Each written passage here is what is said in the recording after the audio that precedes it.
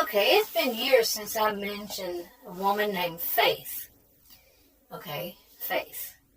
And I wrote some notes on her back on July 19th of 2022.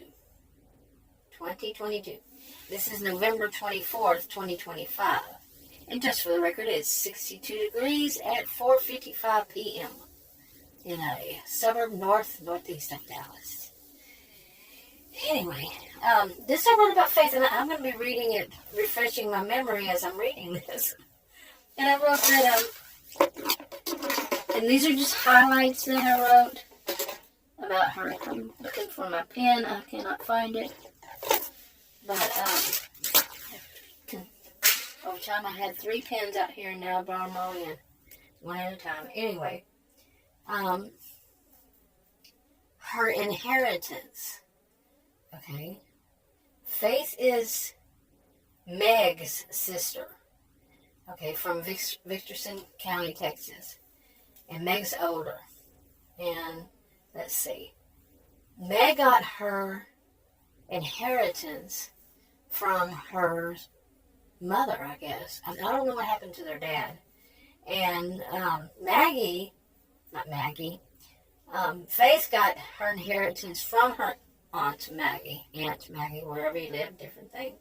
And Aunt Maggie was from Summertown, Texas. Anyway, Faith, that was somehow important. Faith is the mother of Chelsea and Bo. She's the mother of Bo? Yeah.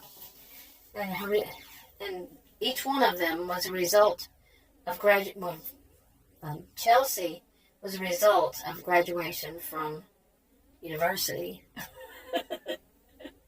Let me see what I wrote here. And actually, Bo was the result of another encounter years later. That's how I wrote it back then. And his name is Mitch. Okay, Mitch didn't know that he was the father to either one of them. He still doesn't know. I wrote myself, don't tell the ages. Yeah. If I use ages, I am going to forget. It's just like names. Usually I forget names. I forget names. Let's see, terms. I can remember the concepts. I can remember the stories. Concepts, all that. But give me to do numbers, years, that kind of... And names, no, none of that. Anyway. So where was I? Let's see. I did put that Faith was 22 when she had Chelsea. Okay. Anyway. And she had, okay. I'm reading notes here, and like I said, I haven't read these since then. Her agoraphobia comes and go. Faith had agoraphobia. That's right. I remember now that Bo was taking care of her. You know, children taking care of their parent or parents at that young age. Yeah. Anyway, she met up with Mitch the second time when she traveled to the Outlaws to go to a warehouse store to buy a lot of supplies for her jewelry that she makes and sells online. Now, the Outlaws is actually the name of a town, and it has a rich history, and you can figure that one out. It goes all the way back to the time when that county was first getting settled. Yeah, where do they put the people who went bad? You guys, they made a whole place on the other side of the county. Anyway, it just grew from there. Let's see. Where did I leave off? She was going to get some jewelry and all that stuff. She had a severe panic attack while checking out with the cashiers.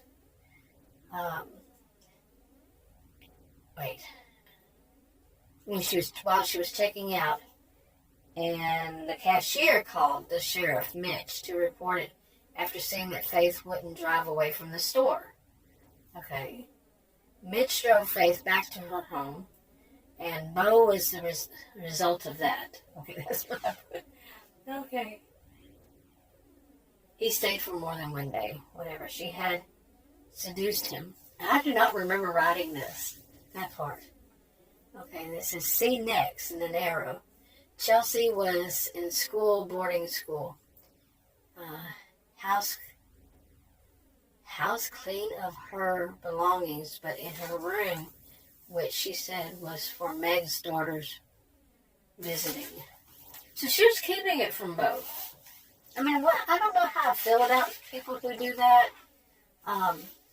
Do they have their reasons? Are they legitimate, good reasons? But Mitch is the sheriff, okay, of this county. He's the sheriff. I don't at least usually think of sheriffs as bad people at all. You know, I really don't. I mean, I don't know any bad sheriffs, so, or never have in my age, never have. Anyway, okay, and she said, and Mitch stayed with her because Meg was with her family in the big city. Okay. He knew about Faith's panic disorder since school days. He took his vacation time to stay with Faith until she was capable of being alone. Now, she has agoraphobia, so it comes and goes. Some people, it stays for a long while. A long, long while. I had it myself. I was 28, and again, when I was 35, and it's an awful thing to experience. It really is. Never had it since because, and I don't know this for a fact, but I think so. Once they put me on a certain medication for diabetes, two years after that, when I was 35, they put me on it. Or was it 37? I don't remember. But I think it was. But everything changed. I think it was when I was 35. So much changed in me. I did not have regular panic attacks, and I'm not saying that would be the same for anybody. I have a rare health condition, and things are wonky with me. So, but it helped so much. And I didn't have those crazy panic attacks or anxiety, any of that. Now, I have, like, I stopped having them, but every blue moon, yeah, it would be like every blue moon, and I haven't for years. But except the other day, I was feeling anxiety when I was at a hospital. But hey, they were really. I was having I was there to have a sonogram, but what I wound up having, they did a CT. These are nothing to me, you know. But it was that they were taking so long. And I finally went up, they said, she'll be right with you, and then you can go home. Well, I kept waiting, so I went up to the front. I used the call button. The call button wasn't working, or they weren't paying attention. So I went up to the nurse's station, and I asked, and they said, oh, she's real busy, and she's real busy with patients. I said, yeah, well, they told me she'd be there, I was real nice. But my nice, like the shirt I have on, it says my filter is broken. My nice kind of ran out.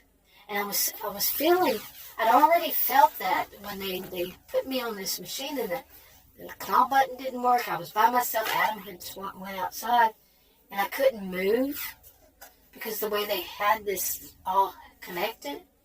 And the TV was off, and I was just sitting there. Okay? Just sitting there. And, time kept going. It was weird. Anyway, I wasn't meaning to talk about that. I'm going to wrap it up. Yeah. Talk to you on another video. Bye.